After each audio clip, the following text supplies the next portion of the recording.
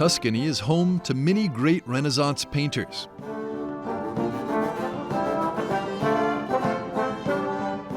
In the early 1400s, at the Convent of San Marco in Florence, a Dominican friar painted one of history's most famous frescoes on the cloister walls, Fra Angelico's Annunciation. I think he felt a sort of calling within the calling. He had an extraordinary natural ability for painting, and when he was also called to religious life, his superiors understood that his ability could be put at the service of the gospel. The specific way in which Fra Angelico preached was through his paintings. So you can think of his paintings as sort of, homilies in figures and colors. The Tuscan painter created several depictions of the Annunciation, including the famous one now displayed at the Prado Museum in Madrid. Fra Angelico decorated 44 cells of the cloister with biblical scenes, but upon crossing the threshold into the dormitories, the moment of Mary's yes captures the gaze of every visitor.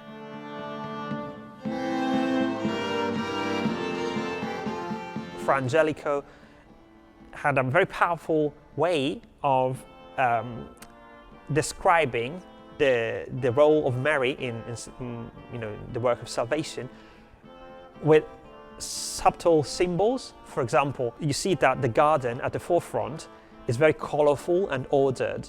But if you look behind the wall, Fra Angelico depicted a forest which is really thick and full of disorder.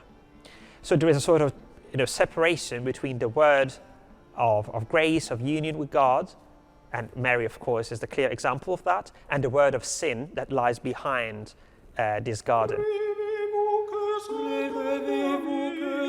Commissioned by Cosimo de' Medici and built in medieval Florence, the Convent of San Marco housed Dominican friars for centuries.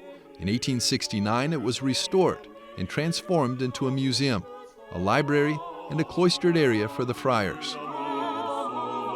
The leader of Florence, Cosimo il Vecchio, Cosimo the Older, wanted to build a brand new convent and brand new priory for the friars. And he wanted to have the best artists to decorate it. And there are essentially two kinds of scenes that are depicted within this priory. One of them is scenes from the New Testament, and the other one is a special series on the crucifixion. And the two have two different purposes.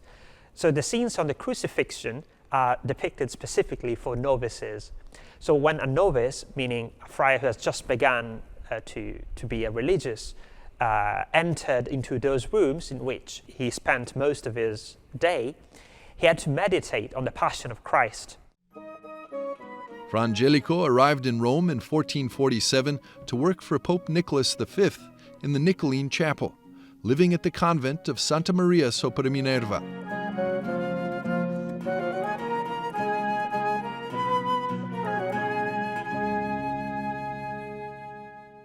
EWTN gained exclusive access to the cloister, walking the very halls once frequented by Fra Angelico himself. Fra Angelico lived here in his very final years between 1453 and 1455. And that was a major period in his life because he was commissioned with several paintings, including the frescoes of this cloister, not the ones we are admiring today, but the older version of it. He also spent his final days here, and he was buried here in Santa Maria sopra Minerva. And if you look at this very short record of his activities, you understand he was both a religious and a painter until the very end of his life. Fra Angelico's works have been celebrated as images of devotion that not only depict sacred scenes, but also invite contemplation and prayer, an artistry that earned him the title of Blessed. On October 3, 1982, Pope John Paul II approved his veneration, and on February 18, 1984, he was declared the universal patron of artists. According to the witnesses, for example, Vasari, one of his great biographers, tells us that he never started a painting without praying first. So each painting is a prayer in itself. And that was also recognized by St. John Paul II. And he said, in the work of Fra Angelico, art becomes prayer. Also, Michelangelo noticed some of his figures, and he said those figures were first seen by Fra Angelico in heaven, and then he put them on earth. And one of the mottos of Fra Angelico was "Chi fa cose di Cristo, con Cristo deve stare sempre."